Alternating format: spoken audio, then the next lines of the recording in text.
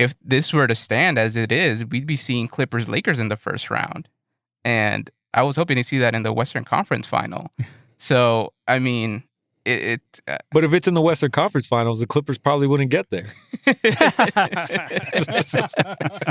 But this is those kind of podcasts where we're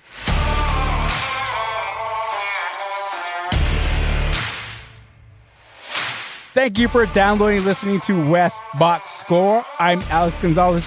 I'm joined again by my compadres, D-Bot Donald Paz, Sonny and Mano. What's up, dudes? yo, what's going on, man? What's up, Alex? Everything is everything. Before we get started today with today's very special episode, I got to ask you to please rate, review us on Apple Podcasts. Give us a little follow on Twitter and Instagram at West Box Score. Sonny is at the Fox Crate. It's a podcast where vinyl meets culture. There's a lot of discussion there if you want to get a step away from LA sports universe here. And also join our ever-growing Discord group, right, D-Bot? Yeah, man. We got a great Discord group, man.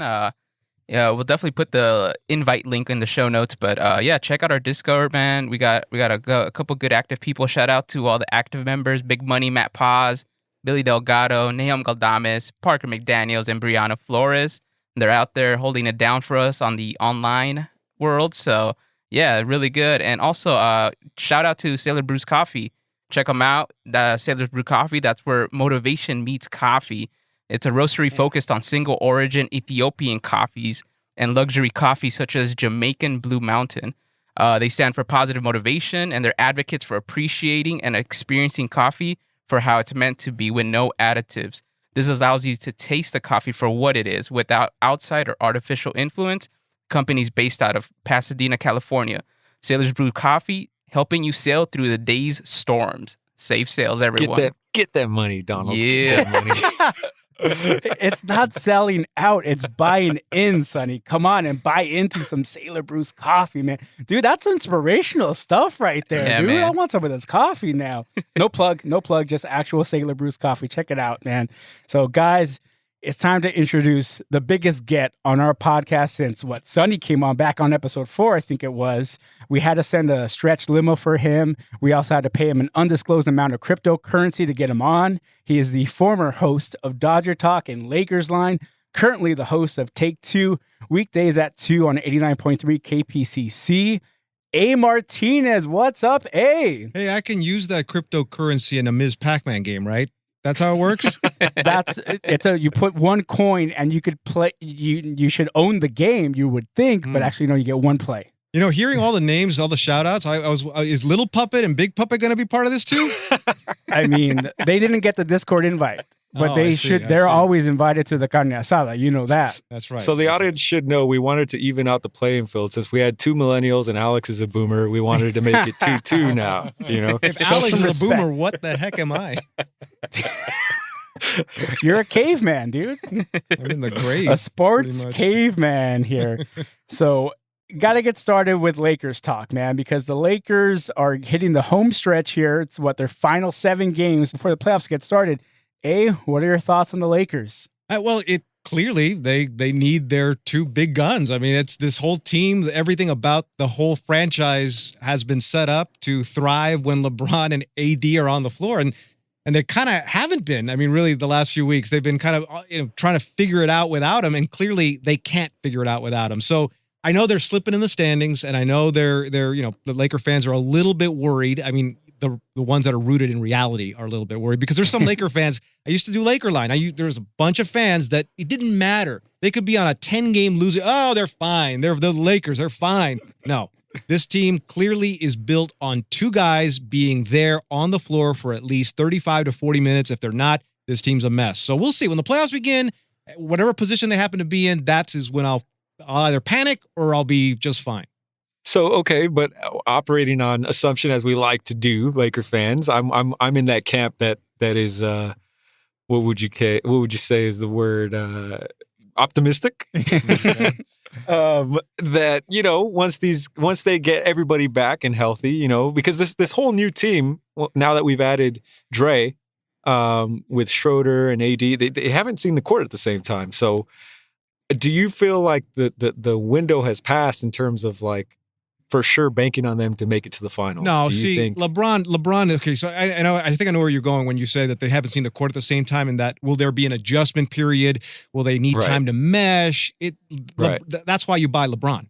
That's why the Miami Heat bought LeBron. That's why the Cleveland Cavaliers bought LeBron twice. He is the mesher. He is the glue in every way, shape, and form. He's so advanced mentally, physically, on a basketball floor that he will know exactly what to do to make sure this team doesn't have any kind of adjustment period. That's the beauty of LeBron James, and that's why so many teams have invested in it. To think about it. He got to Cleveland as a rookie. He was 18 years old, and they became a much better team. They became a playoff team really fast. He was to Miami with two big other names, and they go into the finals right away. He shows up to Cleveland again. They win a championship. He comes to the Lakers. They win. It's like that's why you invest in someone like LeBron James, because he can make the adjustment period for any roster happen in a snap. That's why he's there. Speaking of LeBron, he had some comments this last week about this new play-in tournament. What are your thoughts on it? Because it's looking more and more like the Lakers might slip into that 7th seed and have to play that play-in game against either the Warriors, Blazers, or I think it's the Spurs. Grizzlies, Spurs, Warriors, Blazers, they're all in that mix for that. That's right. So do you like the play-in game?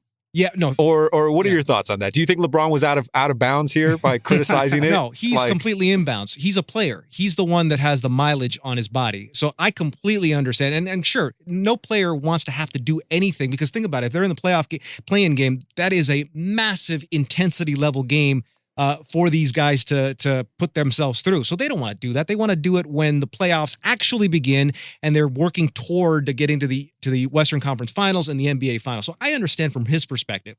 For the fans, on the other hand, that's another thing entirely. I love any tweaks that any sport makes with their playoff structure, with their scoring, with their rules, because that's the point. I mean, if you can get just very comfortable in the way things are and not think about the way things could be. This is now 4 extra teams right now, or a couple of extra teams that are now in the mix. So those fans in those cities all of a sudden have something to care about the Grizzlies and Spurs about. Even a team like the Pelicans, who's right there at the cusp of this, they all can actually be interested in the NBA. And if players don't realize that fan interest is what fuels their franchises, fuels their pocketbooks, fuels their off the court deals, then they need a lesson in that, because that's the whole point of this. Publicly, fine, complain, because I know that that's what they're going to do. But privately, understand that it's all in the interest of the game. It's all about that bottom line, that money. D-Bot, what are your thoughts on it, D-Bot? Because I know. Again, we've talked ad nauseum about how nervous we are about the Lakers slipping into that. Yeah, man. Game. I mean, every time they lose, it just feels like, is this for real? Like, is this going to be the team that's going to be able to go back into the finals? And I know that recently too, just looking at the standings, if this were to stand as it is, we'd be seeing Clippers Lakers in the first round, and I was hoping to see that in the Western Conference Final. So, I mean, but if it's in the Western Conference Finals, the Clippers probably wouldn't get there. But this is those kind of podcasts where exactly. Oh yeah, we have our allegiances and we're not afraid. Oh, did you not think it was a biased podcast? Did you think this? I just figured it all LA. It's all great, but no, it's those kinds. Okay, I mean, for me, the Clippers are still San Diego Clippers, man. Yeah, I'm a boomer. LA. I go way back. No, they're the Buffalo Braves. Nice. That's right. It's all LA, Anaheim, and Carson. Here we go. That's later in the podcast where we talk about Carson versus LA in the Trafico. So, big picture question here about our Lakers. How long is this current window open for them? Oh, as long as LeBron is willing to put his body through what he puts it through. We've heard the little rumors that he wants to stay active until his son gets NBA eligible, which I think is like another year or two from now. It's not that far away. I mean, I know he might be a junior in college, not a junior in high school at Sierra Madre High School up in Chatsworth. If there's 3 more years left in LeBron's body, I think he wants to hold on and do that. That's never been done in the NBA. That's only been done in baseball. The Griffies. They're the only really father and son active at the same time dynamic in sports history. So yeah, I think LeBron wants to be the one I know that was for you. That was for you because I know Seattle that, Mariner That's flex right that's there. right, baby. I just had to throw him a bone there. But I think that, if that's something that he's holding on for, then that's as long as the Lakers window is. Now, as long as Anthony Davis is still around, the window stays open if they can add another player to complement him. But yeah, what the Lakers did with those two moves is they kept the window open. It's going to be open as long as those two guys are up and active. If you had to put a number on it, though, if you had to bet your own money, what would you say? I would say a good. Okay, so LeBron and AD are still around. Yeah, 5 years. Good 5-year playoff window where they're one of the favorites, one of the top few seeds in their conference. Not 3. No, not 4. 5. 5. Cinco. Nice. Hey, I wanted to ask you, what'd you think of the discussion? I know this was pretty big on Lakers Twitter.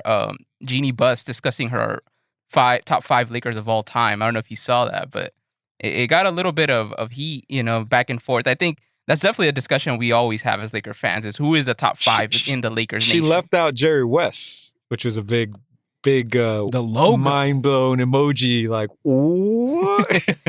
She could have put like anyone but Phil, and I think Laker fans would not have had a problem with it. I mean, look, Yeah. they had a relationship, they had a thing, but she didn't need to include it. I mean, it could have been. She could have put Chick Hearn. She could have put Stu Lance on the list, and people would not have made an issue over it. The fact that she put Phil makes it a tough list to defend. Every other name on the list is fine, but she could have picked any other name. But you know what? She's done okay. Considering where this team was, finishing pretty much in last place every year for a while, missing the playoffs for a while, I think she at least gets a little bit of a pass with what's happened the last few years. I'm willing to give her a pass, not much, but a little bit, because she had a thing with Phil Jackson. What do you want? For me, full disclosure, I did listen to the 2-hour All the Smoke episode with Jeannie Buss. So when it came to that question, you kind of have to listen to the 2-hour interview to finally get what it meant, because she was having a hard time putting that 5th person in there, and then they're like, I guess, making it easy for her. And then she said, "Can I say Phil?" Or they were like, "Why don't you put Phil Jackson or something?" Because you kind of still talked about him. Like, I mean, obviously she still talked about him like they were still in love, but like, she was very understanding that they just have a close relationship. But I thought it was funny how when it got put on the Instagram, or what is it, social media, it was just kind of like, oh shoot. But again, I was like the same way too, where I was like, wow, you could have put a lot of different people. But then I went back and I listened to the 2-hour thing, and I was like, oh, okay, I see where she's coming from. It's basically a personal thing, Alex Caruso. He could have said his name. It would have been fine. AC Fresh. Yeah. All right. So since you are though, how long have you been a Laker fan for? I know you covered the Lakers obviously as part of your career, but how long have you been a Laker fan for? Really, since Magic got there. I mean, 1979. I mean, that's when I became aware of the Lakers and his personality and his play. I mean, that made me a Laker fan for life. So one of the oldest debates is who is truly the greatest Laker, because I've heard a lot of people in that camp that say Magic. It is greatest Laker of all time. It is Magic. Whereas Donald, who do you think is the greatest Laker of all time? Man, this is the thing. Be truthful. Be truthful. I will say Kobe, because I grew up a big Kobe fan. Like, that was my guy. Exactly. Growing up, my first NBA jersey was a Kobe jersey. Like, that's what I wore for like the school picture and everything. So, and I say that because I agree with Donald. But do you chalk that up to a generational thing, or do you really feel like because you got to see both bodies of work yourself? Do you really feel like, no, at the end of the day, Magic was the guy? Well, let me tell you guys something. From my many years of experience as a trained sports observer, I'm not tied to emotion when it comes to these greatest of all time lists. I'm not, because I need body of evidence. And Kobe's got an immense body of evidence that puts him at least 2 or 3 on the list, depending on how you decide to affix value to the list. 3. Magic, if you think about where the NBA was, where the league was as a whole in 1978-79, they were having NBA Finals games broadcast at midnight on replay. That's how lack of an interest there was by sports fans in the NBA. Magic shows up in think about it, just if at a time in that sports history where they needed a jolt, they needed a boost, and he and Larry Bird teamed up for the next 10 years to put the NBA on the map like it never had been, even in the days of Jerry West and Elgin Baylor and the Celtics winning all those championships with Bob Cousy and Bill Russell. He transformed the league into something viable, something commercial, something that people wanted to be a part of, to watch, because of the way he carried himself and the way he ran that team with the style. It was showtime. I mean, that's exactly why I put him on the top of the list, not just because what he did for the Lakers. If you wanted to just judge him on his Laker performance and then just the emotional ties of me being like 9 years old when I became aware of him, that would be enough. But there's also a whole other layer as to why Magic probably deserves to be on the top of that list. He revived the Laker franchise when it needed it the most and revived the NBA when it needed it the most. Okay, I respect that. Alex, you were shocked that he had Kobe at 3, so I'm guessing you're wondering what I'm wondering. Who's that second? Yeah, who's number 2? Well, I said 2 or 3, but if I'm going to put Kobe at 3, if I'm going to put Kobe at 3, I put Kareem at 2. If Kobe's 3, Kareem is 2. Even though Cap didn't play his entire career with the Lakers, like Magic and Kobe did. More people remember him as a Laker. I mean, more people, and in the movie Airplane, he wore his Laker jersey when he was Roger Murdoch, and he was dragged from the co-pilot's chair. I mean, and it's Skyhook too. The Skyhook, he did it at UCLA. He's as LA as it gets. So that's why that might be a slightly emotional decision for me. That might be to put Kareem up there and pair him up with Magic 1 and 2. But if someone insisted on Kobe being second, I can't argue that one. Okay, fair enough. I really thought you were going to say Eddie Jones is number 2 or 3. Hey, you better put some respect on Eddie Jones. I'm giving all respect to Eddie Jones. That guy was my first favorite Laker growing up. That guy was the first two-way player that I seen in the league that wasn't Michael Jordan. Mm-hmm. That I was like, okay, this guy has the athleticism. He's a what is it? The wing defender. You know, he can guard the other team's best player. Yeah, I loved Eddie Jones, man. Man. To me, those Lakers years when they kind of sucked. They didn't suck because they would make the playoffs. They were in transition every year. But those were some of the most fun years, man. Cedric Sabalos, yes. Yeah, exactly. Eldon Campbell. Van Exel. Yeah, that was... So can we agree on a 5th to replace Phil on Genie's list? What would be number 5? It's got to be Jerry West, man. Yeah, I could see that. Like, how did she leave him? I get the whole, Phil divorce that happened and how they pushed Jerry out and when they embraced Phil at that point. But history is what it is, man. That guy, I mean, she could have put Elgin Baylor, I guess, but to me, it's Jerry West. George Mikan even could have been on that list, to tell you the truth. Yeah. Yeah, that's true. So in the interest of fairness, we'll cover LA's other basketball team now, the Clippers for you, A, because I know you're a big Clippers fan also, or LA sports fan in general. So thoughts on the Clippers in their final 6 games before the playoffs start? What have been your thoughts on the Clippers this season? The thoughts are the same every single year. It's it's nice that the Lakers have a little brother in Los Angeles to kind of pat on the head. And to encourage and to play with too. And it's like every older brother needs a younger sibling to play with and have fun with, and also keep at bay. Because look, the Clipper fans, I know I've dealt with them a lot over the years. They love to talk that this is the year, but something always happens. So it never doesn't happen. Something always happens. It could be an owner who all of a sudden is as racist as can be.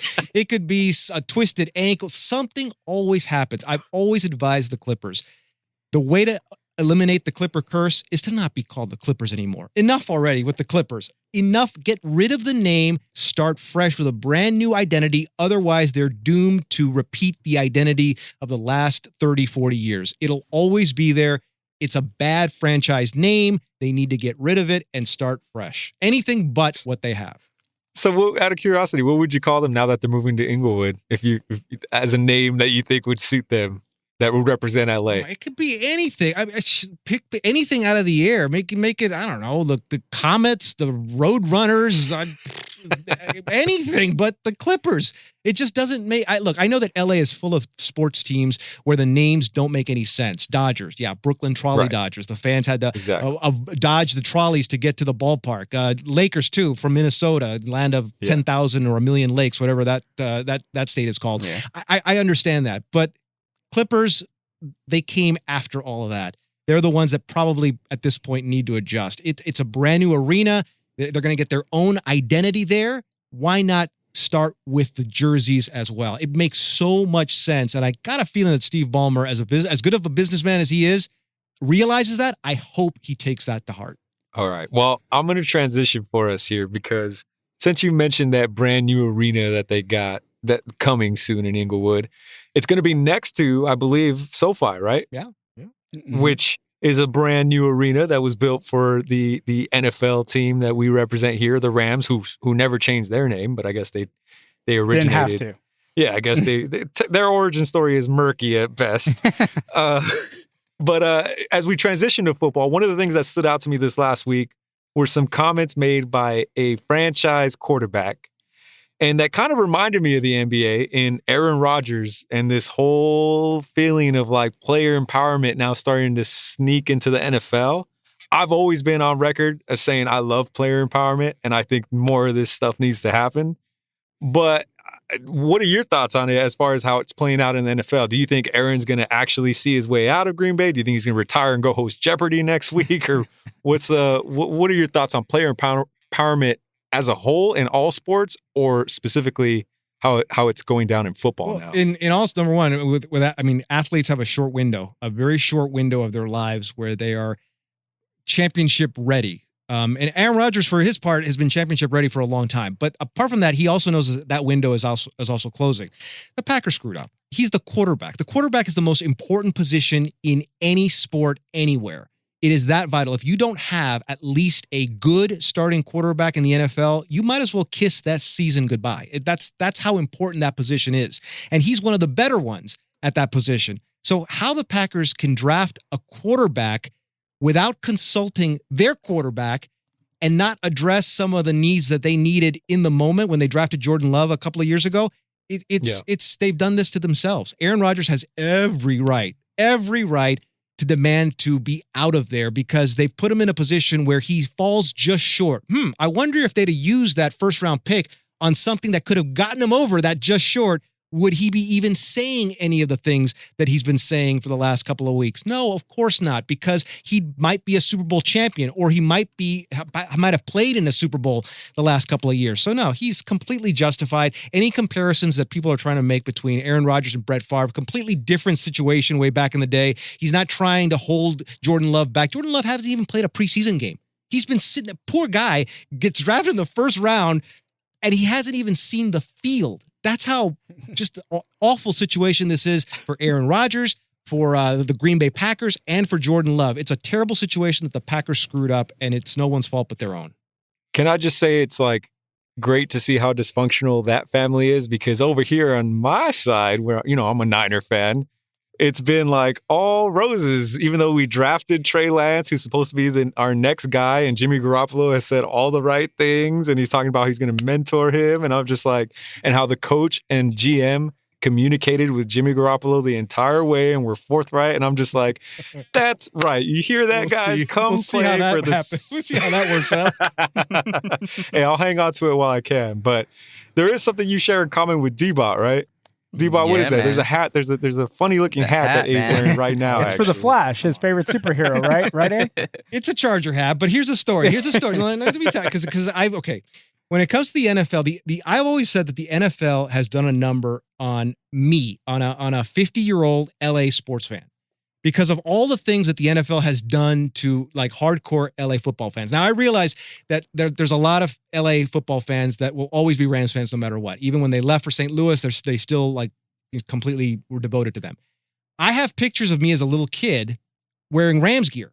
I don't remember wearing any of that Rams gear. The only reason I even know about it is because my mom showed me these pictures of me as wearing Rams gear. I do remember in 1979, that was the last season that the Rams played in the Coliseum. That was also the year that they played the Steelers in the Super Bowl, in the Rose Bowl. I remember hearing my uncle say that we can't be Rams fans anymore. I was like, well, why not? Because they're leaving LA. I was like, what do you mean they're leaving LA? They were going to Anaheim. They were going to play in Anaheim. They wanted a bigger stadium, a nicer stadium. If you can believe it, Anaheim then, was a nicer stadium to the Coliseum. Pretty much any stadium would be nicer than the Coliseum. Yeah. But my uncles told me, well, you can't you can't root for the Rams anymore. So it's like, what do I do? It's like they said, any team, doesn't matter, any other team you want. So at the time, I'm like, a little kid, and my uncle was an entrepreneur. In other words, to say that he was a thief. He liked to go to warehouses and take stuff and bring them home and go through them. But one of the boxes, he said, "Hey, there's some comic books in there for you to take a look at." And I was like, "Oh, great!" So I ran over, I grabbed him. What comic book do you think was there? The Flash. It was The Flash, and I'm obsessed with The Flash. I love everything about The Flash, and I was sitting there like looking at him, like, wow, he's so cool with all the lightning bolts. And one day on a Sunday, I'm reading these comic books. I have no interest in what's going on the TV, and my uncle looks. He goes, "Hey, those guys on TV, they could be The Flash." I'm holding the Flash comic book, mind you. I'm a little kid. I look up, and there is Dan Fouts. There's Kellen Winslow. There's John Jefferson, and they're scoring like 50 points a game. Oh, wow. With lightning bolts on their helmet, lightning bolts on their shoulder pads, lightning bolts on their pants. And then I'm looking down at the Flash with lightning bolts on his chest, and I'm looking up at the Chargers, and the mental connection starts to form. Oh my God. And I was like, and I look at him and say, "Can I be a Chargers fan?" And my uncle's like, "Yep, go ahead." And it helped that team. That was the Air Coryell team of the late 70s and early 80s, where they were just scoring points after point. I mean, and they couldn't be stopped unless, because their defense was terrible, unless they happened to give up 52 points, because that's how that team was set up. So that's how I became a Charger fan. But even then, with the Raiders moving in, I wanted to be a Raider fan because, okay, they're occupying the stadium that's near my house, and I gave it a try, but then that didn't feel quite right. And then people, still Rams fans in my neighborhood because they were just down the street in Anaheim, so it wasn't like they were moving that far away. So the NFL has really done a number. Then the Rams and Raiders leave at the same time in 1994. Yep. They both 94. Take off. Yeah. So it was, the NFL has really either just wanted to mess with me as a young football fan, or just had a messed up business plan. But so I've always that's how I've kind of latched onto the Chargers as much as I can over the years, because I figured they were the team that was still around, even though they weren't too close, and the lightning bolt connection was too much for my little brain to handle. See, Donald, that's how the curse of the Chargers began in 1979. Yeah, that's my origin story. That is some origin story, man. I don't know why you blame the league for doing a number on you, but just like all of us Latinos, man, our family always does a number on us that sets us on a path for years to come. And man, all right, so now we got to move on to baseball here, and I know it may be too soon to hit the panic button, but I'm getting close. I'm getting real close. I'm opening up the case at least, and my hand is hovering over it. Donald, enlighten us on why I'm ready to hit the panic button. How have the Dodgers been doing lately? I mean, well, they lost their doubleheader. The first game they lost it 1-7 against the Cubs. The game afterwards, they lost 3-4. And since April 19th, extra innings. Yeah, in extra innings. That's right. And since April 19th, which is when they played the Seattle Mariners, I know Siani. Who? I would always remember that series because of Say it again. That Venmo payment. Since then, they've been on a 4-11. Cost me a bottle of whiskey that series. 4 wins, 11 losses since then. And then I know another big stat was Clayton Kershaw got pulled after the first inning on yesterday's game, and it's the shortest start of his career. So yeah, it's looking tough right now. On top of the fact that you guys lost your darling, the youngling, Dustin May. Dustin May's out now for the whole season to have Tommy John surgery. And so you did Dodgers post game and traveled with the team. You know them pretty well, but what are your thoughts on how this Dodger season is turning out so far early in the season? It's not turning out. It's 28 games in. There's no I know turning out. It's over for us now, right? Yeah, I guess so. Same thing. When I dealt with Dodger fans on Dodger Talk, the same thing. If they had I believe I called into you once or twice. I'll bet when you were a little squeakly. I bet way back in the day. I know from your parents' basement somewhere. Yeah, it's not even 30 games in. I mean, we're not even at the 1/3 mark, I believe, if my math is at all right, of the baseball season. I know, yeah, some tough blows. Corey Bellinger has been hurt. Dustin May got hurt. Things aren't going ideally as planned. But look, even with things not being ideal, they're a game and a half out. And the only other real competition that at least is someone that they need to be worried about. I know the Giants are in first. That's fine, and they've had a good little opening season run.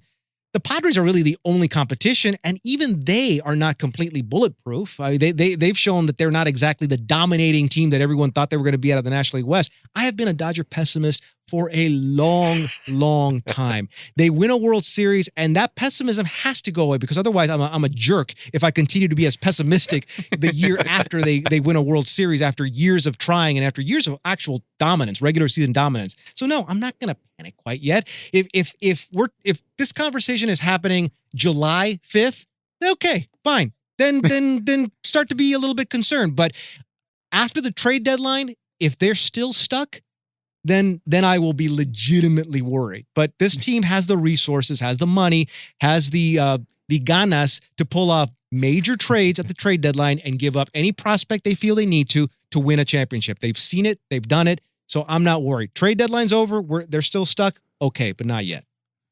All right, you're giving me some optimism, and I'm already writing that jerk card right now because I'm so pessimistic on my Dodgers because they've won this World Series. I never thought it would happen, but I also feel I can't help abbreviated season. There it World is Series. for people like Sonny who don't fully credit their World Series championship. That hunk of metal means a lot to me as a lifelong Dodgers fan. So that means the world to me, and I also want to be able to see them win it at Dodger Stadium, though not in the ballpark in Arlington. So that's what I'm really looking forward to, seeing the Dodgers win the World Series at Dodger Stadium. If you want a stat, when you always want to look at a team, you look at their win-loss record, you look at different, like how many games behind they are. Run differential. That's it. That's exactly it. That'll give you a more true indication of how this team is doing. And they're still first in the majors in run differential. When they win, they destroy teams. They're losing close games. And I got to imagine that not having Corey Bellinger is a big reason why they're losing these games and not being 100% healthy. And plus, Dave Roberts doesn't manage for April, May, and June. He manages for July, August, September. That's what he manages for. That's Andrew Friedman doesn't even wake up. I think he's sleeping at the ranch in Arizona until July, and the trade deadline comes around. So yeah, I'm not too concerned. Yeah, isn't this the time of the year where something happens with Kershaw's back and they shut him down Right. until They skillfully use the injured list. That's the Dodgers are pioneers at using the injured list skillfully.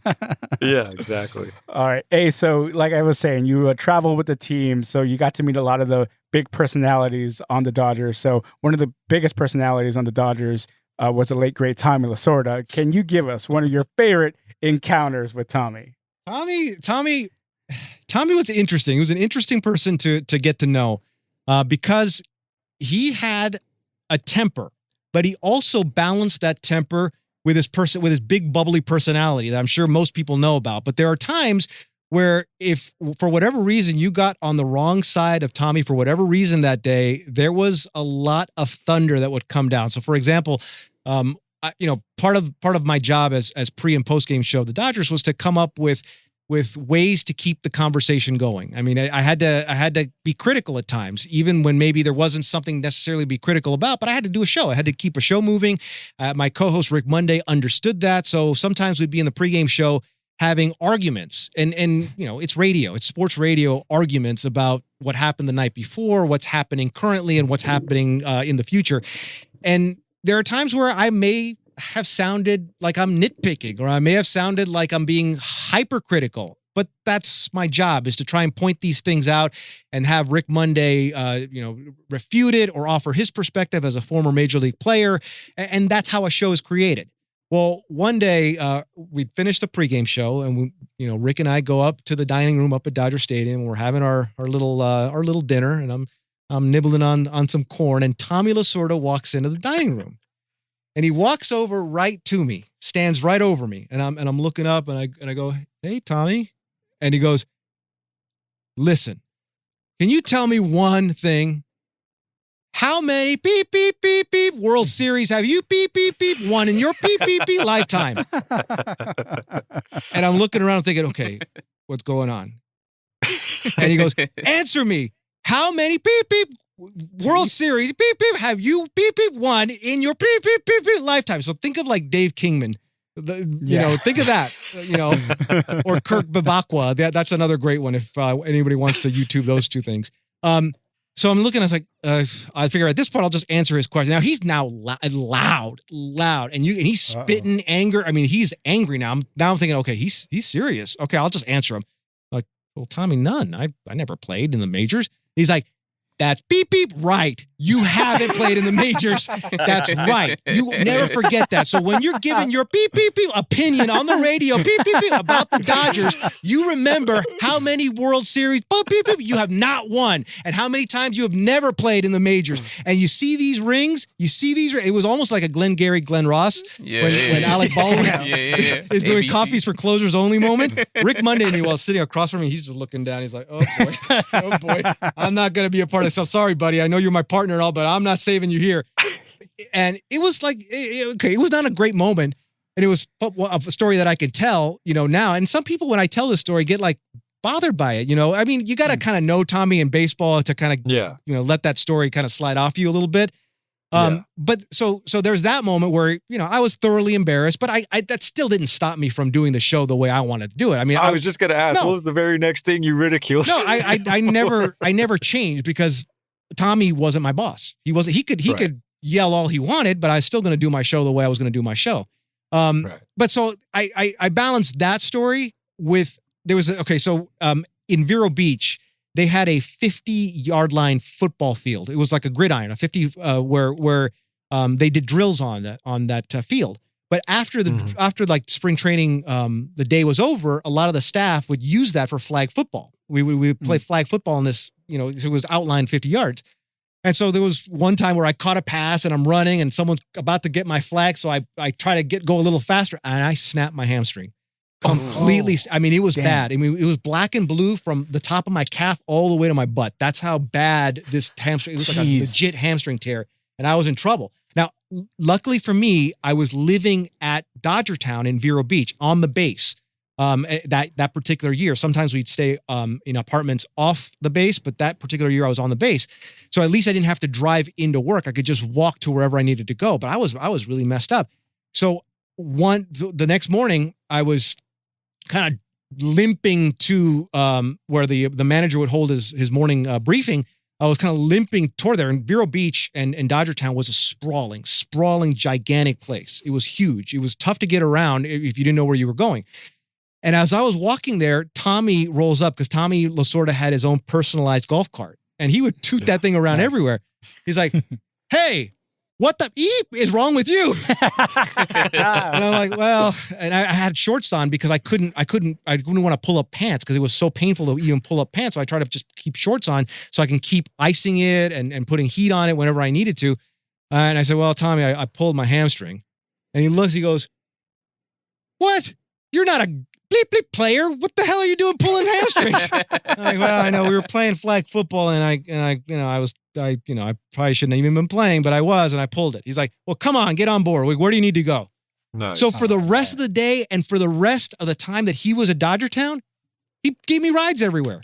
He gave me rides. Was this before or after the first incident? That's the thing. I'm not exactly clear on when that was. Those memories are kind of mixed and hazy. Explain why he was even more pissed. You son of a bitch! I gave you a ride when you were injured, and now you're ridiculing. But the point is, I would have pushed you over if I would have known you were going to say that later. As ornery as he could be, he could also be super sweet and super helpful and just hey, if you love baseball, I love baseball too, kind of guy, And when we were on the cart together, we'd talk about baseball. He'd tell me other stories and he'd take me around. And then he's like, hey, whenever you need me, if you see me, I can't guarantee I'm going to be here, but if you see me, just grab me and I'll give you a ride wherever you need to go. So those are the two sides of Tommy that sometimes I think get lost in the retelling of all the lore of Tommy Lasorda. Nice. The man had a lot of passion for the game, dude. You cannot dispute that. That's awesome, dude. That's great to hear. So you've been to Camelback Ranch over here at the Dodgers' new spring training facilities, right? A couple of times. Not so how does that compare? How does that compare to Vero Beach? I know that Camelback is new and it's shiny. It's still new. I mean, it hasn't been around as long as Vero Beach was around. Vero Beach, I think, was a 60-year Dodger spring training site. This is where I'm going to go into full nostalgia mode. It can't compare. I mean, my very first day in Dodgertown, I think it was 1997 or 98, I want to say. I go to the dining room, right? This is the dining room where all the minor leaguers are at. So number one, I'm walking into this cafeteria where these minor, I'm like, oh my God, I'm looking at that guy. I'm like, oh my God, so cool, right? I walk through the line to get my eggs and bacon, and I'm gonna sit wherever the furthest away from everyone is, because I'm terrified to be there. I'm just happy to be there. So I go to this corner, and I'm just sitting there eating my bacon, eating my my eggs, and then I see Jaime Jarrin walk in. He goes through the cafeteria. Now he's a Hall of Famer. Yeah. Right. Yeah. He's a Hall of Famer. He walks in, and the Hall of Famers there was a special table for the Hall of Famers. Hall of Famers, managers, visiting managers, depending on the game that day, they could all sit there, or their guests, right? So he sits there and he sees me. He goes, Jorge, ven acá, Jorge. And I'm just like, oh my gosh, my hands are shaking. I'm with this tray that I'm bringing. I sit there and he's like, ven, come conmigo. I was like, oh, okay. I can barely speak, right? Right. Because I have long hair, really long hair at the time. And it's in a ponytail of all things. I'm sitting there like just a jackass in a curly ponytail, looking like I'm in Maná, sitting at the Hall of Famers table at Dodger Town. Rockero A. And he's like, ¿Qué vas a hacer hoy día? Y cómo estás? And this and that. So I'm like, I'm trying to speak and eat at the same time. And then Tommy walks in. So I'm like, okay, it's Tommy goes in and sits down. So I'm like, okay, well, this is okay. I'm two Hall of Famers, two Hall of Famers and me, two Hall of Famers and me. Okay. My heart's beating, right? So I'm still eating, right? Sandy Koufax walks in. Oh, What the F? Come on. Sits down at the table. Not freaking kidding. Sandy Koufax walks in, sits down at the table. I'm like, oh, okay. This is like my dream come true. I can die right now. If someone wanted to slice my throat, go ahead. I'm good with life. Sparky Anderson walks in. Oh my God. Now I'm at a table with Jaime Jarrin, Tommy Lasorda, Sparky Anderson, Sandy Koufax, and then Vin Scully. After that. Shut up. Oh, All right. Having breakfast my first day at Dodger Town with this, Damn. right? It's a dagger. Like, oh my gosh, right? and I'm eating bacon. So imagine me like how you grab bacon. You grab it between your index finger and your thumb, and you're kind of grab. I'm just distracted by the Hall of Fame wattage that's around me. Yeah. That I actually bite my finger on the bacon really hard where blood comes out. Oh my God, dude. And Jesus. Tommy, in his ever so subtle way, says, hey, he's eating his hand. He's eating his hand. So the trainer came out and bandaged me up. And that was my first day at Dodger Town. He bandaged me up. And as I'm walking out, now because I was in the trainer's room, my first morning at Dodger Town, they're having the ceremony to rename one of the streets at Dodger Town to Avenida Jaime Jarrin, because the only people that got names on the street signs at Dodger Town were Hall of Famers. So I'm standing there with my bloody hand in my pocket, taking a picture with Jaime Jarrin at the intersection of Avenida Jaime Jarrin and Vin Scully Way. Wow. That was my first morning at Dodger Town. And if I've got the picture, I mean, I could show it to you guys of me with my hand in my pocket because I didn't want anyone to see it bandaged and bloodied, nervously shaking Jaime's other hand with my other hand at this intersection. And he said, the funny thing is, he told me is like, because by that time, all the streets that were paved were taken. So his street was the kind of a dirt street. He goes, why would they have me have the dirt road? So we shared a laugh. He goes, because I'm from Ecuador. I'm like, we had a laugh about that. That's awesome. That's hilarious. I have one last question about the Dodgers, since you covered both the Lakers and the Dodgers professionally. If you had to, kind of take the pulse or check the pulse of the city of LA, would you say which of the two franchises, Dodgers or Lakers, is the premier franchise for the city of LA? Or maybe that's not the right question. Maybe the question is, what kind of town is it? Is it more of a Laker town or Dodger town? I'm just curious we have differences in opinion. Yes, of course.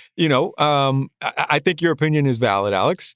But I also feel like, I still feel like the Lakers represent, what winning Let's not is. lead A. Let's go ahead. Well, I'm just making my opinion clear, but I'd love to. I'm sure A already has thought about this or has his own opinion. I'm sure I'm not swaying him one way or the other. It's a question that I've asked of people that are sports fans from other cities. So the way I always ask the question is this: if your city had to dump all of their teams except one, yeah, exactly. which team do you think your city would keep? Would stay with? Like, yeah. That's a great in phrase. New York, Yeah. would it be the Yankees or would it be the Knicks? Chicago, would it be the Cubs or the Blackhawks? Boston, the Celtics or the Red Sox? Can you imagine them making that? Or even the Bruins or the would be in that Patriots mix. now. Patriots now have the most titles. Right. Yeah. And that's a hard one because I think that's also generational because different teams mean different things to different parts of the city's population. I mean, think about it. If we asked this question in 1978, when the Dodgers had just been in the World Series in back-to-back years, they lost the Yankees both years. But when you think about what the Dodgers did to this city, it connected this city to the rest of the country when they moved here in the late 50s. LA was seen as this outpost, this weird, wacky outpost where people went to retire for warm weather and to watch Hollywood movies because only those weirdos in LA were making movies at the time. So right. it brought this cultural cachet to the city and this relevance to Los Angeles that it never had. I mean, it was the Dodgers moving across the country to bridge this gap for the rest of the country. Think about it. Kansas City, St. Louis, that was as far west as Major League Baseball at the time in the 50s had gone. And in the 50s, Major League Baseball was the tone setter culturally for sports in this country. It wasn't like it is today where the NFL sets the tone in most ways culturally. So if you just look at it that way, then yeah, I mean, I guess you could say that the Dodgers overall in the history of LA probably take that top spot.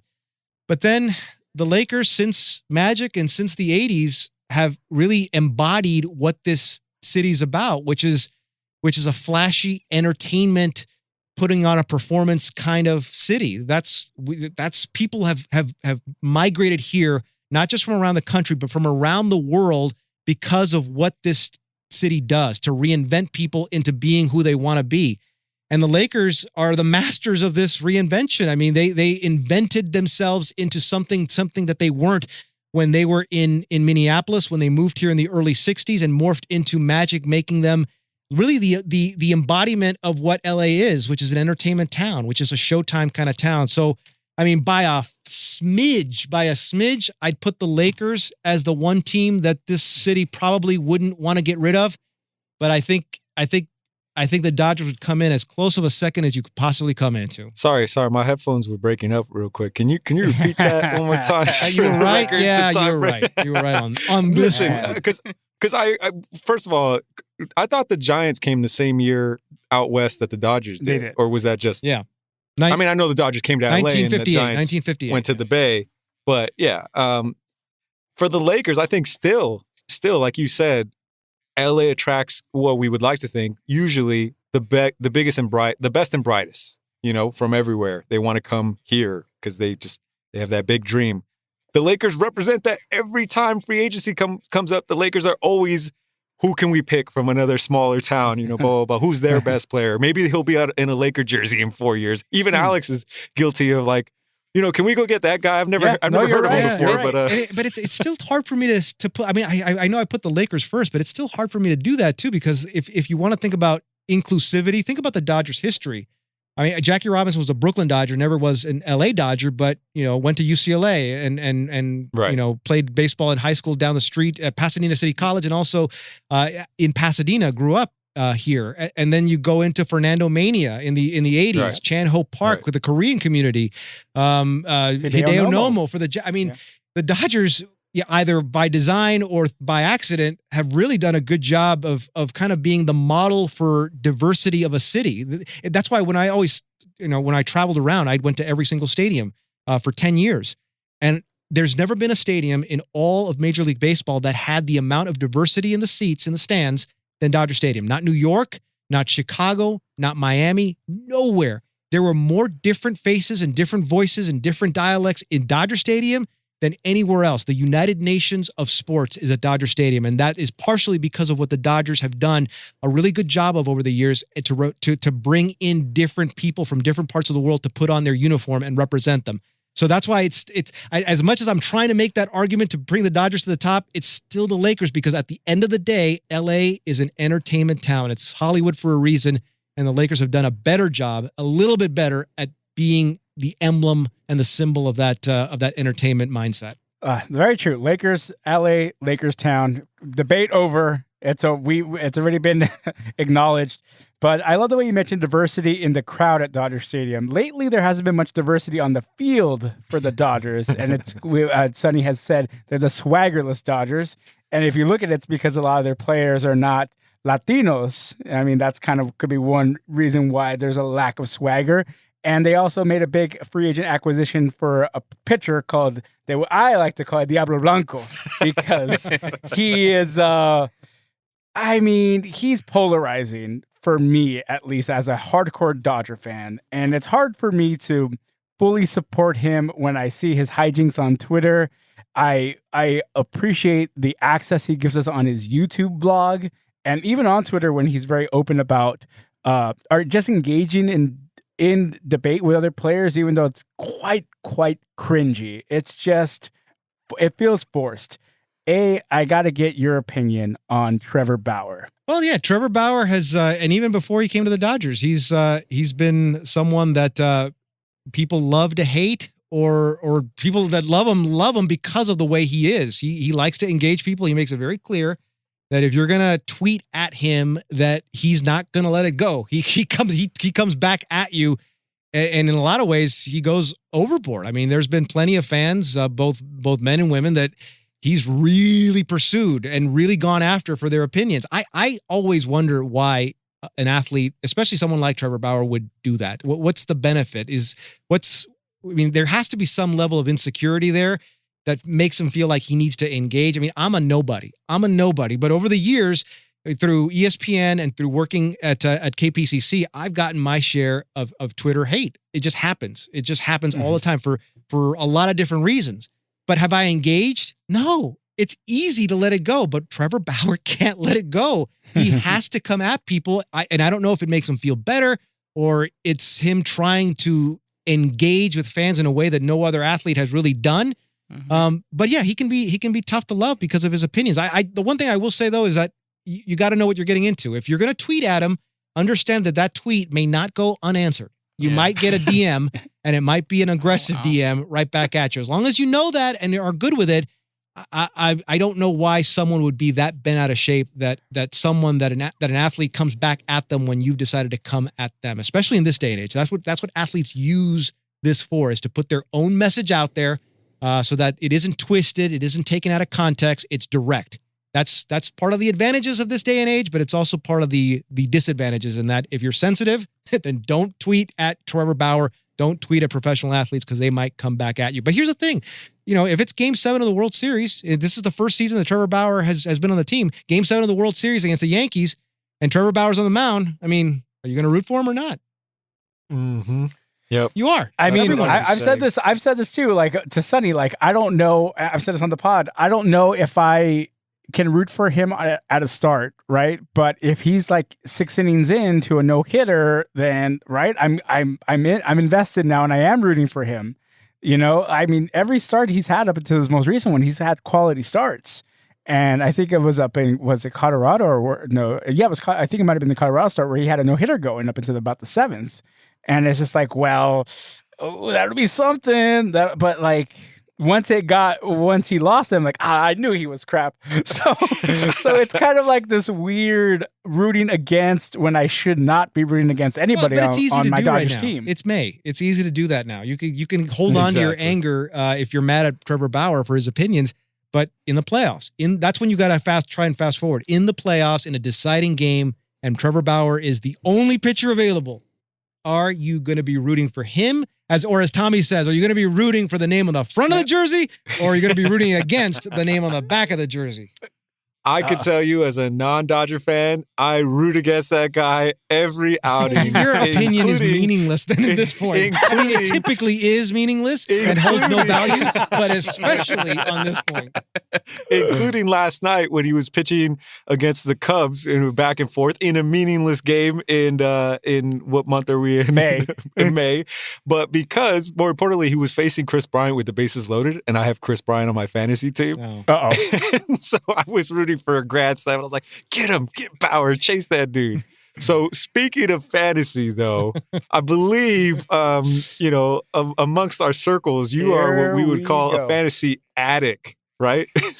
Yeah, and apparently a fantasy champion, too, because in our circle, I'm the only one that apparently knows hockey with any degree of ability to win a championship. Off, this was our first venture into fantasy hockey, any of us here. Right. And of course, A being allegedly. I feel like I was bamboozled into this once I saw A. You got hustled, right? Yeah. So of course, A being the fantasy addict as he is, he set up this league for us. He was the commissioner of said fantasy hockey league, and he makes it to the final against our very own Rick Esparza from the Lucha Royale pods that we do. And what happens? But on the very last day, A. Martinez pulls a rabbit out of the hat and gets the win. Oh now, God, I talked to Rick about this. Like, how did you let this happen? How'd you let him off the hook? Yeah. And he said that he had mentioned to you in weeks prior, A, that nobody's watching goaltenders. Yeah. There's what points out there to be made by goaltenders. It's an important process there to get a win. And that, what did you do on that last day, A? I picked up a goaltender. I picked up a goaltender. There was only one game, I think, going on. It was Tampa Bay versus, I forget who they were playing. But I picked up one of the goaltenders. And the only reason for it is because, I mean, we can get really deep in the weeds on this, but right. in a nutshell, I saw that I needed a win to tie the win category for goaltenders. I'd already qualified with enough stats. I needed, in our league, you need 3 goalie games to have the goalie stats count toward the final week's result. So I already had that, but I needed a win to tie the category. So I figured if I tie that category, that could bring my score up to a point where I could at least maybe go for a win on the last day, or possibly if I had a tie, I wasn't quite sure of the regular season matchup yet between me and Rick, but at the very least I had a chance that way because I didn't think I could win any other way. So I picked up a goalie. And it turns out that the win didn't happen, but the averages, the goals against, and the save percentage, that turned out to be what got me 2 categories that I didn't think I was going to get, and I managed to win the league. But that's more being fantasy savvy more than actually knowing hockey. I saw what I needed to address. I addressed it, got lucky, and it worked out. The snakes in the grass stats category, you were 1-0. And you know what? Hey, Rick could have picked up the same goalie and played a game of keep away. He had enough moves. He had, I think, 6 moves on the table. That's the other thing too. You gotta use your moves, especially in the playoffs. Yeah. I mean, what's the point of keeping moves on the table if there are moves to be made, not only just for your team to bring up points, but also to keep those points away from the team that you're playing against. So that's on Rick for not making the move. That if he'd have made that move, if he'd have just picked up the goalie to keep him away from me, he would have won. A strategy I never employed throughout this season, which is why I was because you're for the love of hockey, right? You're more the love of hockey, right? You're instead of winning, you love more like the purity of the game is what I was playing the whole year. And puro idiota. That's what you. The one seed throughout this entire season, it felt, was D-Bot here, and I had going into the playoffs. I was team D-Bot all the way. What happened, D-Bot? I don't know, man. I thought I had the strongest team, and apparently you don't. When you go through the playoffs, it was. Who did crazy. you lose to, by the way, in the first round? Yeah, you did. You did. It was you and me in the first round, and then you advanced. Here we go. And Dang. Wait, his headphones cut out. Can you remind me? Yeah, no, man. I mean, I'd like to change my name first. I want to be Profesor Girafales Martinez. Oh. Bringing us back. Yeah, dude. My strategy was just like, I was just getting the highest owned players. Like, as long as they were high owned, I felt like they're gonna come through, and that's what I had. I think every player I had was 75% owned and up. And yeah, I guess I just didn't pay attention come playoffs. It's the PR15. I mean, all kidding aside, that's the best way, especially on ESPN's fantasy app, to really get a good sense over who's playing really well in the moment. So that way, if you plan ahead a little bit, if you look at the PR15, which is player rating past 15 days, that gives you a good sense. If you want to put no other effort than to just get the hottest players and have the moves to acquire them, that's the best way to do it.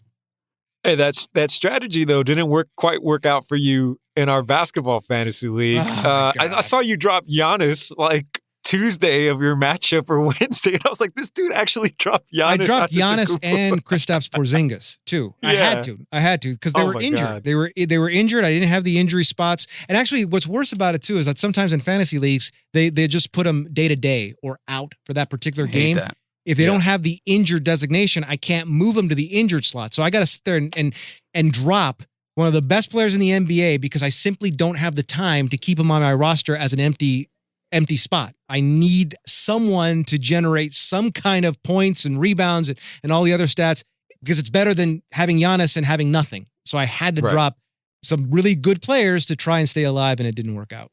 And similar to Donald, you were crushing it during the regular season, man. This guy finished in first place in our fantasy basketball league, but just couldn't close the deal, man. It was weird because I think the final matchup was between the number 5 and 6 seed. Yeah, this is one of those, like the year the Patriots went 17-1 or 19-1. Oh, yeah. Where clearly the best team didn't win the championship. That's, me and Tom Brady, we look alike.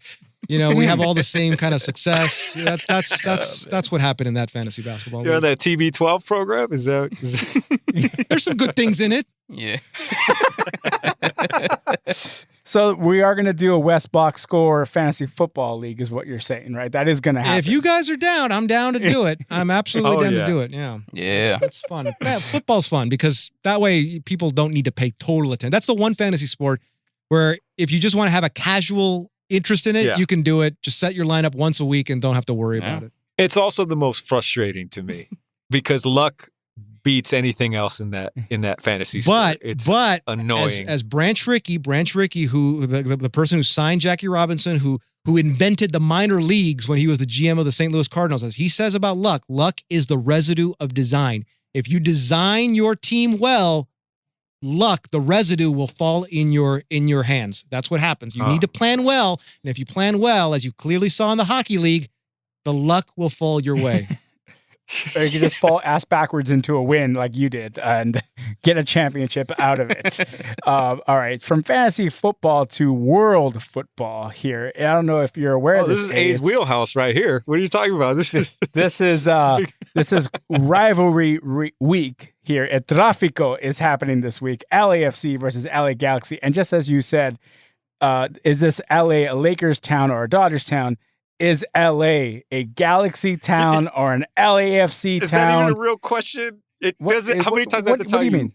If one of the teams doesn't even play in the city of LA, how can it be a real question? So going into Trafico, Galaxy went to Seattle. How did that work out for Galaxy? Donald, what was the result there? So the result was 0-3 in favor of Seattle Sounders. Yeah, those. Did Chicha play? What happened? Hey, man, Seattle, they're just a well-oiled machine. And I think for the most part with the Galaxy, on the Galaxy side, my thoughts are just, this was a slap of reality. They had two good wins on the first two match days. And on this one, it just clearly showed that, it, to me personally, just looked at best, it was kind of like a first-round exit type of game. But the biggest stat that stood out to me was the shots on target. So the Galaxy had 10 shots with 2 shots on target. Seattle had 17 shots with 9 of those on target. And I don't know, I think 3 center backs were too much for Chicharito to overcome. Everything else was pretty similar toe-to-toe between passing and possession. So it was insane, but yeah. The Herbalife 24 didn't kick in, I guess, before the game. LAFC, how are they going into a Trafico, Sonny? Well, they just came off a 1-1 draw with Houston in Houston. It was kind of a disappointing result because I think the expectation, especially since we got Diego Rossi back finally, was that LAFC would take care of business, even though it is a road game. So, you have to account for that. But I'll take the point. They have the point. They technically haven't dropped the game yet this season. So I guess they're going in okay. Carlos Vela to be determined for the Trafico, as you guys like to call it, As that it's we called. will be attending. Yes, sir. You know, We'll be there live at Dignity Health Sports Park. That's right. But before we even dive further into that, I got to ask, Here do we you go. follow at all? Do you follow MLS or World Cup soccer, or what are your thoughts on the beautiful sport? I thought we were talking LA soccer, so I was all up on my Lasers and my Aztecs, the Nice. the teams from my youth. I thought that's what we were talking about.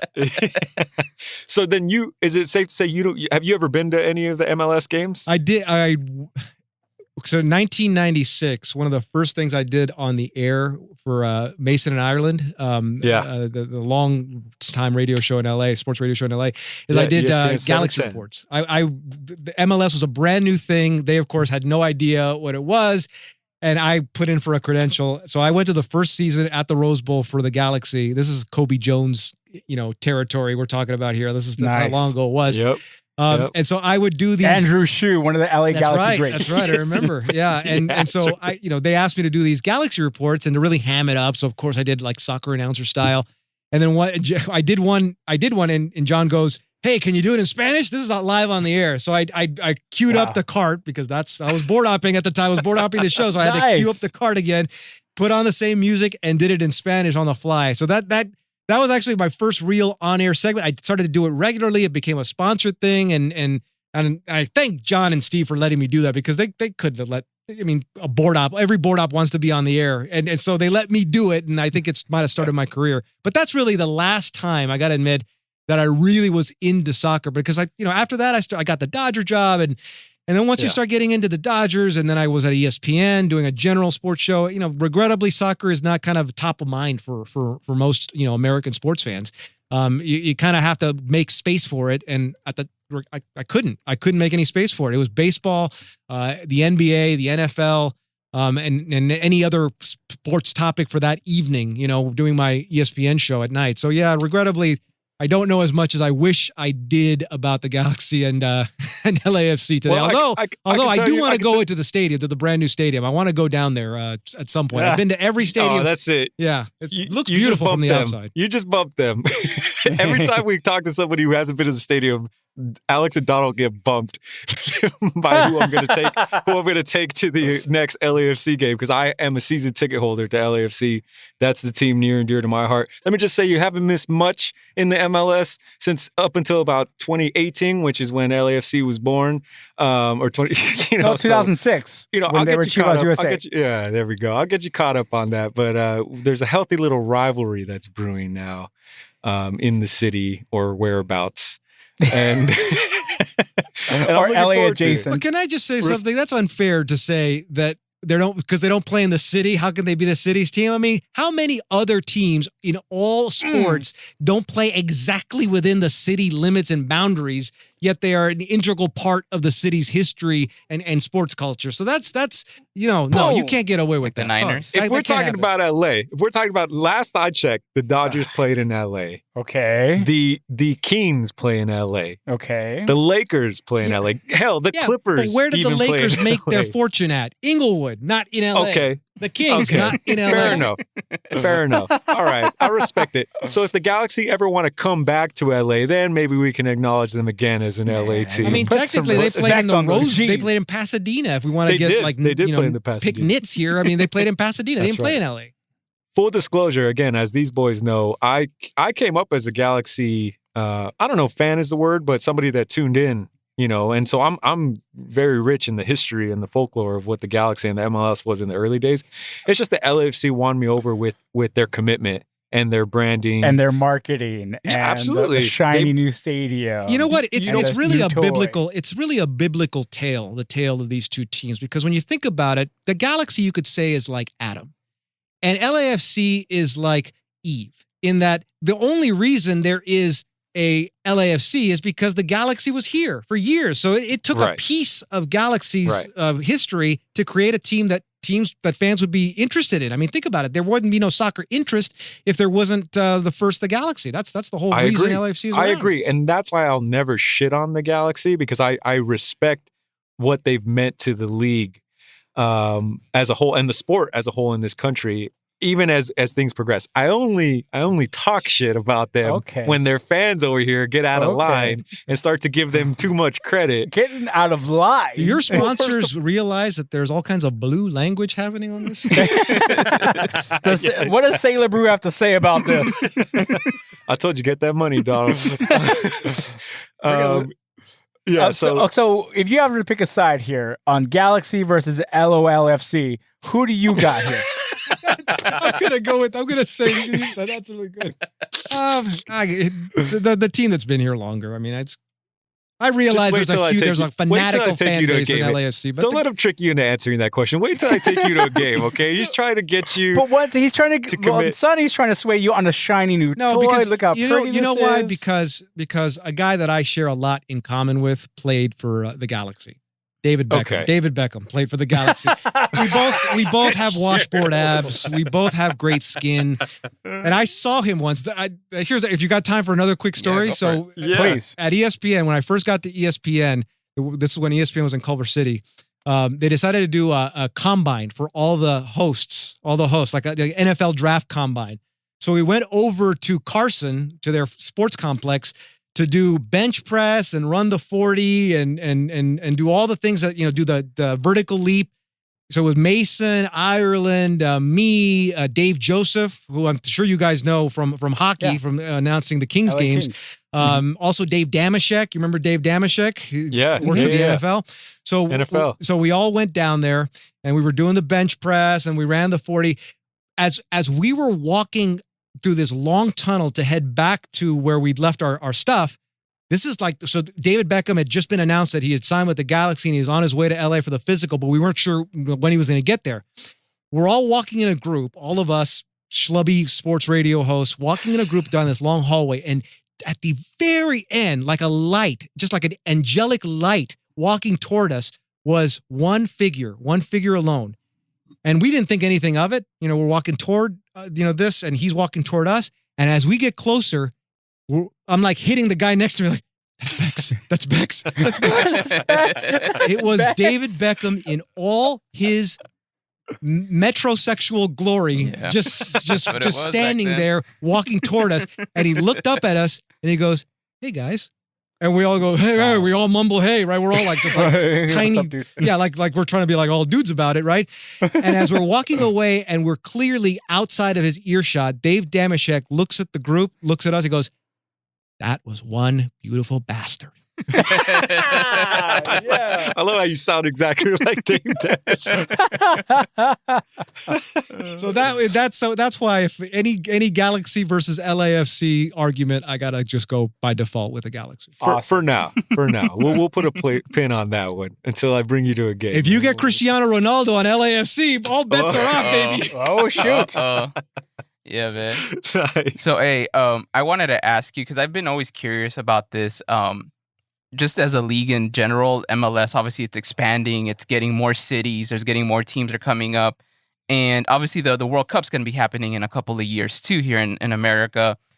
Do you think that there's going to be, if there's a point where MLS will take over as like I always feel like NFL and NBA are number 1 and 2 in popularity in America. And I feel MLB's number 3, but I feel like MLS has a shot at taking over the MLB as the number 3 sport, but not right now. But what are your thoughts on like what you're seeing develop from your standpoint? Well, the best way for them to do it, and you mentioned MLB as number 3, is the best way to do it is to figure out a way to get black kids to play soccer. I mean, that is the number one way. If you think about what Major League Baseball has not been able to do in the last 20 to 30 years, which is continue to have black kids, especially in urban places around the country, to take up the game of baseball and love it as black Americans did in the 30s, 40s, and 50s. That's the way to do it. I mean, black culture is tied in to sports in this country. It's always been that way since Jackie Robinson put on his Dodger uniform. And for the longest time, because of that, and then because of Larry Doby, and then Don Newcomb and Roy Campanella, baseball was the preferred sport for black Americans everywhere. But that shifted. That shifted to the NBA. That shifted to the NFL. Why? Because people saw representation in these athletes. If MLS can somehow find a way, and I don't know if there's a similar program to what Major League Baseball has tried to do, which is reviving baseball in the inner major cities to try and bring baseball to black kids more. If Major League Soccer has that kind of program where they can put it out there and get kids to choose playing soccer as opposed to maybe playing basketball and find a better path toward getting to the big leagues, so to speak, that's their in. That's the best way for them to maybe leapfrog MLB. I don't think it'll ever be on par in America to the NFL and definitely not to the NBA, but maybe a solid 3 with maybe a co-position at 3 with Major League Baseball. I mean, that's doable, but they need to have that outreach because baseball has really dropped the ball on this, and MLS, if they have that in the works, they could actually pick the ball up on that. Man, it's so regrettable how MLB dropped the ball on that because my childhood, that's all it was. I mean, as you guys know, Griffey was the GOAT in my opinion, Barry Bonds, even with all his allegations aside, even pre-steroids, he was a beast. I remember the Gary Sheffields, the Fred McGriffs, all these cool players, David Justice, all up these into players. Like a Matt Kemp, yeah. Yeah, up exactly that.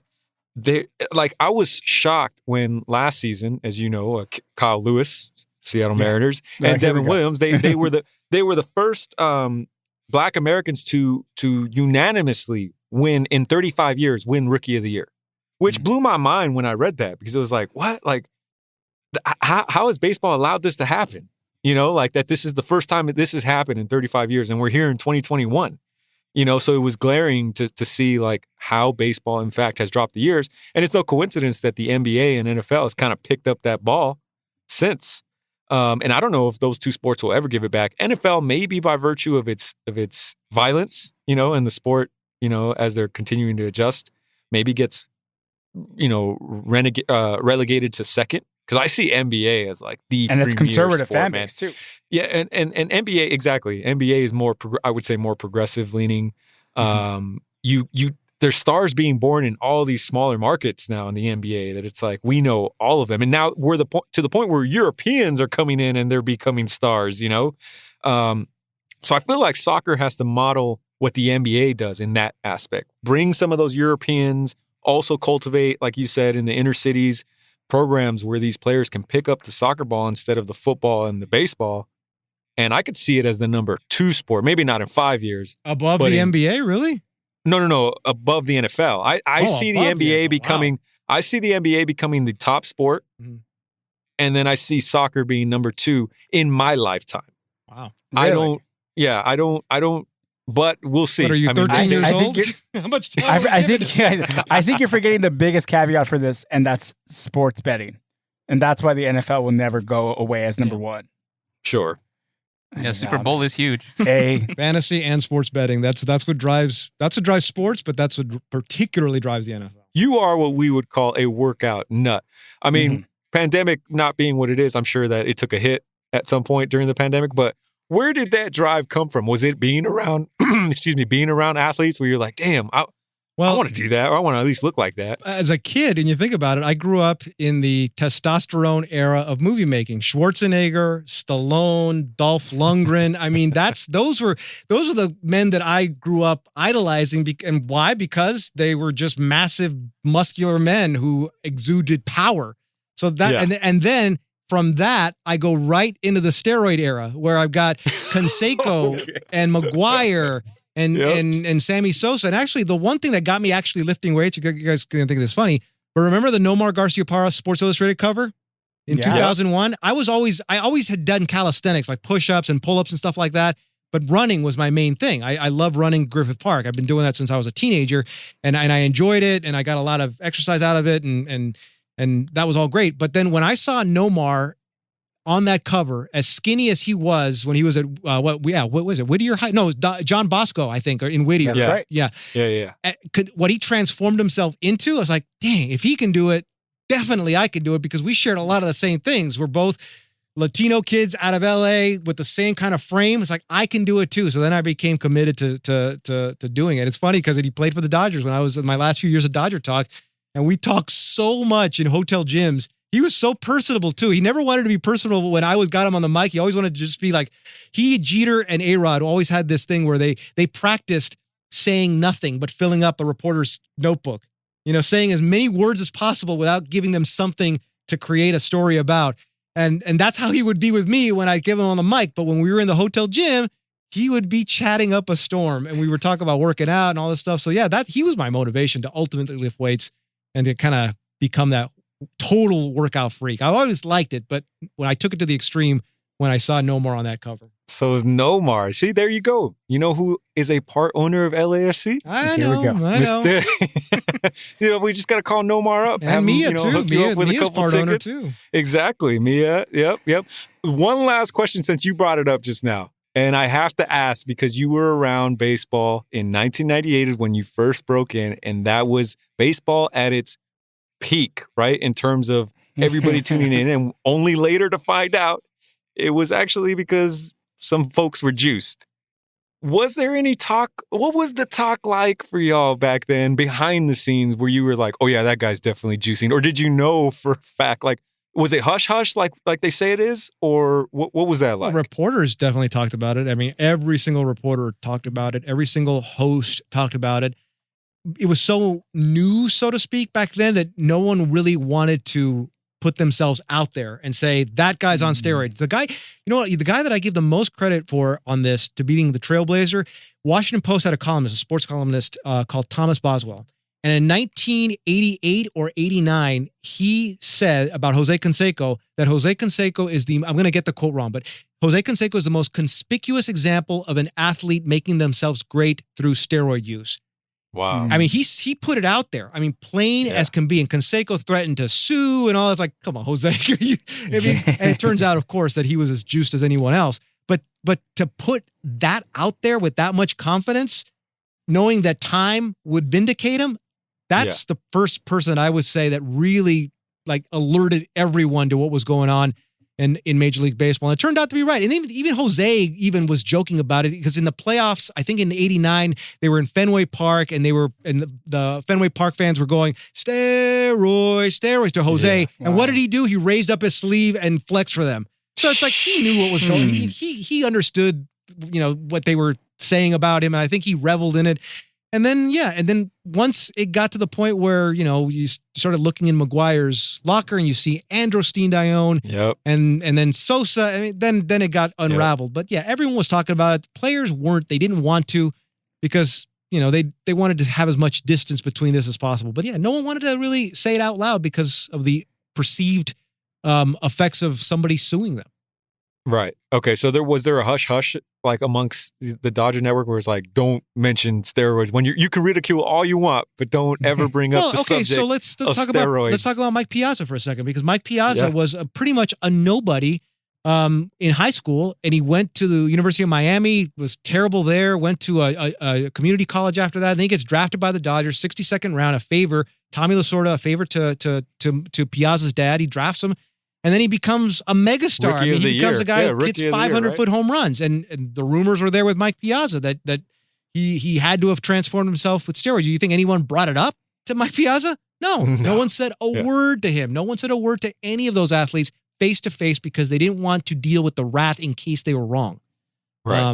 But even though everyone knew what was going on. So it was a weird time to talk about it when you couldn't talk about it. It was like, is that thing that cannot be mentioned but can be whispered. That's what steroids was in 1998 among the media. Nice. All right. I just had to ask because when you brought it up, I was like, that's what I remember of my childhood growing up. It was like I got caught up in the home run race and then only to see it all get shattered. And then me thinking, but Griffey never cheated. That we know of. I mean, honestly, that's the thing. We'll never ever truly know who did anything and who didn't. I mean, you got players after the fact, like Hank Aaron admitted that he took a greenie once, and that's great of him to admit it because he said he did, and he said he felt sick and he didn't want to do it again, and he probably didn't do it again. But so this is Hank Aaron in the 50s and 60s saying that yes, he took a pill. Are you telling me that other superstars didn't take something?